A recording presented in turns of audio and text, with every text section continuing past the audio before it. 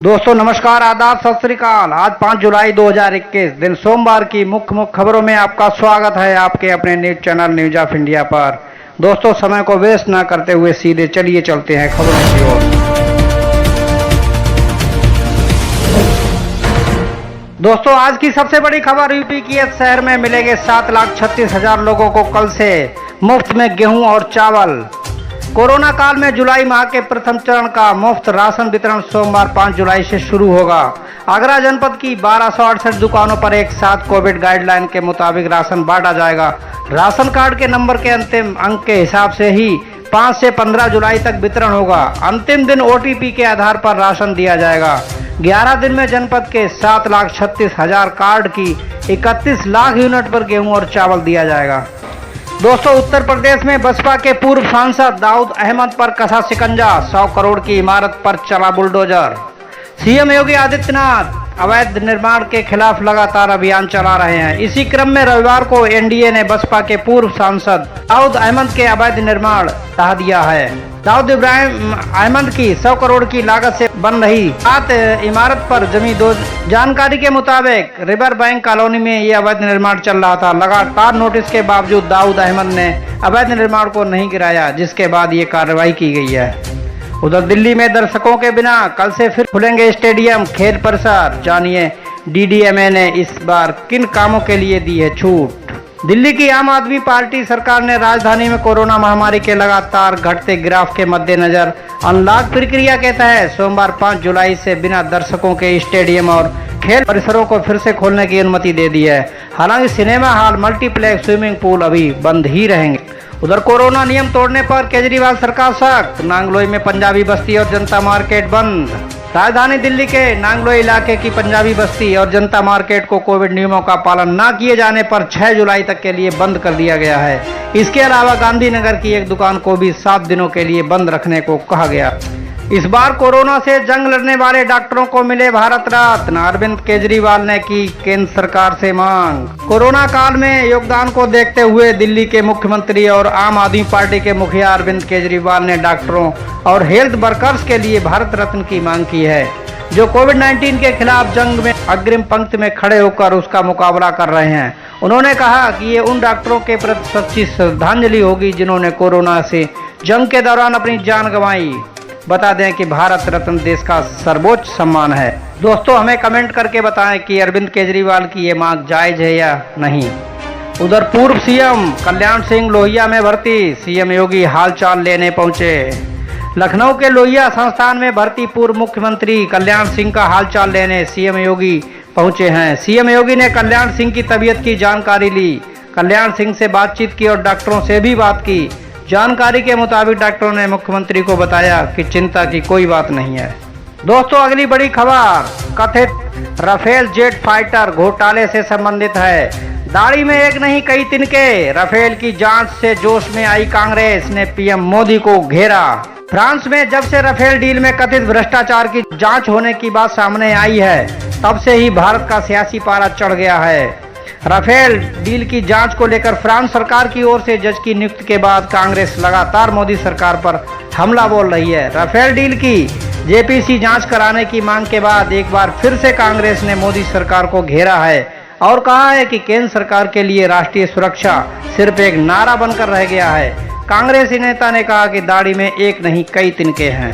दोस्तों दिल्ली आगरा राजमार्ग पर मथुरा में कार में लिफ्ट देकर 15 लाख के जेवरों की लूट। उत्तर प्रदेश के मथुरा जनपद में शनिवार को दिल्ली लौटते समय कार सवार चोरों ने एक दंपति को कार में लिफ्ट देकर बैग में रखे उनके करीब 15 लाख रुपए कीमत के आभूषण चुरा लिए। वृंदावन के कोतवाली प्रभारी शशि प्रकाश शर्मा ने बताया कि दंपति की सूचना पर मुकदमा दर्ज कर मामले की जांच की जा रही है। उन्होंने कहा कि मालूम पड़ता है कि इस मार्ग पर फिर कोई नया गिरोह सक्रिय हो गया है, जो लिफ्ट देने के नाम पर सवारियों को स्टेशन, बस स्टैंड या बीच रास्ते में बिठाता है और फिर किसी न किसी बहाने से उतार कर उन्हें लूट कर रफू चक्कर हो जाता है। उधर कल से खुलेंगे विश्वविद्यालय और उससे जुड़े कॉलेज। जानिए क्या है नई गाइडलाइन। इलाहाबाद विश्वविद्यालय एवं संबद्ध कॉलेज सोमवार यानी 5 जुलाई से खुलेंगे।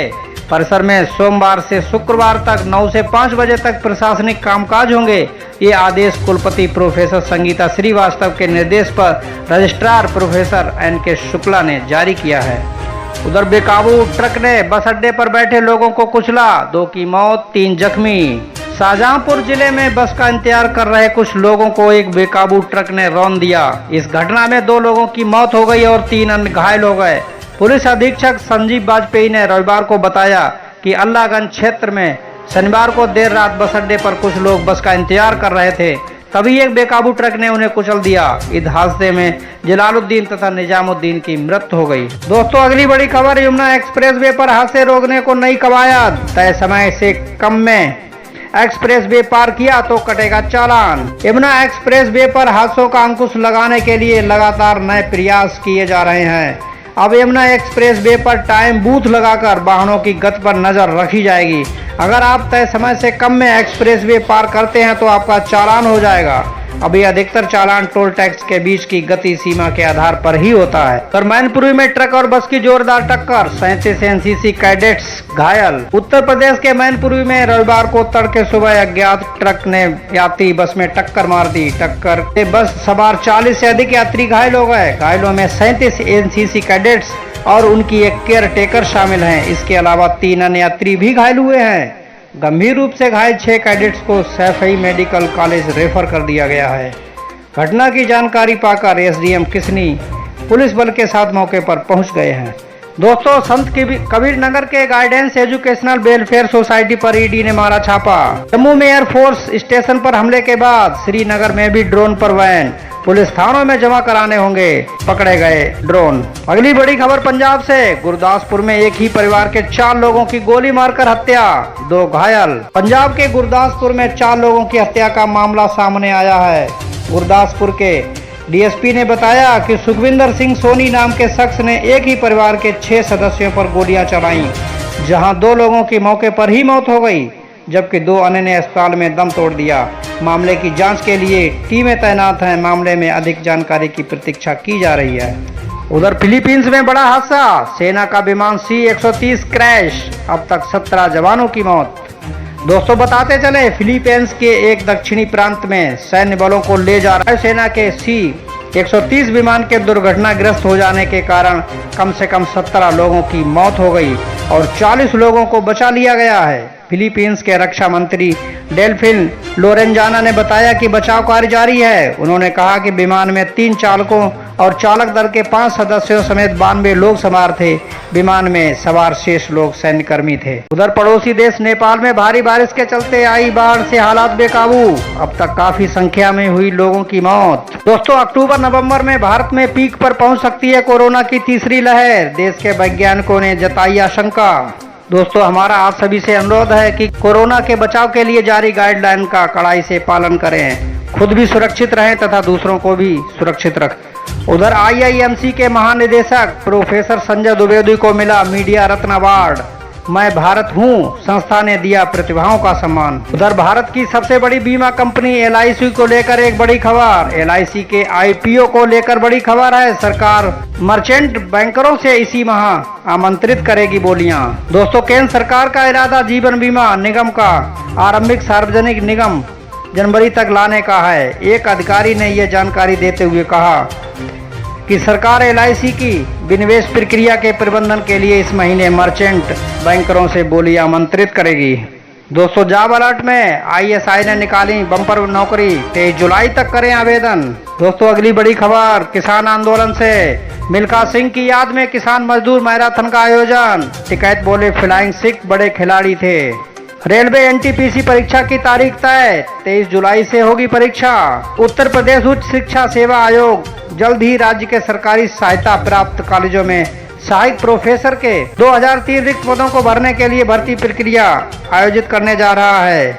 UPHESC सचिव वंदना त्रिपाठी ने इस संबंध में जानकारी देते हुए कहा कि शुक्रवार को हुई बैठक में लिए गए निर्णय के अनुसार UPHESC 47 विषयों की परीक्षा 30 अक्टूबर, 6 नवंबर, 14, 28 और 12 दिसंबर को आयोजित करेगा। वहीं योग्य अभ्यर्थियों के साक्षात्कार दिसंबर में शुरू होंगे।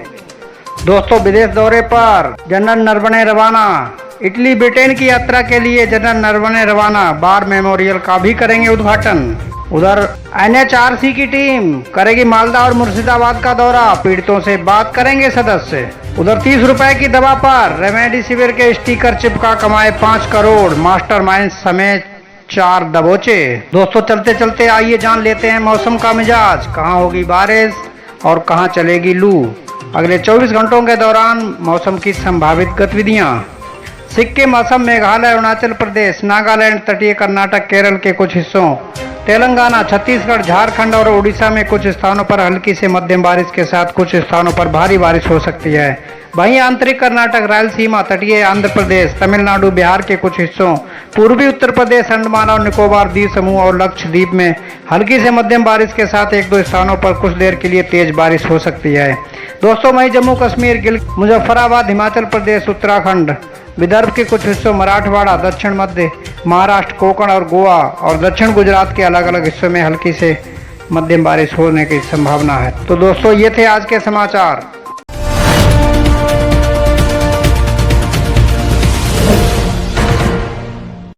दोस्तों आपको हमारा ये समाचारों का बुलेटिन कैसा लगा हमें कमेंट करके अवश्य बताएं, तथा ऐसे ही रोज नए नए न्यूज़ के साथ हमारे साथ जुड़े रहने के लिए न्यूज़ ऑफ इंडिया चैनल को सब्सक्राइब करें। धन्यवाद। जय हिंद।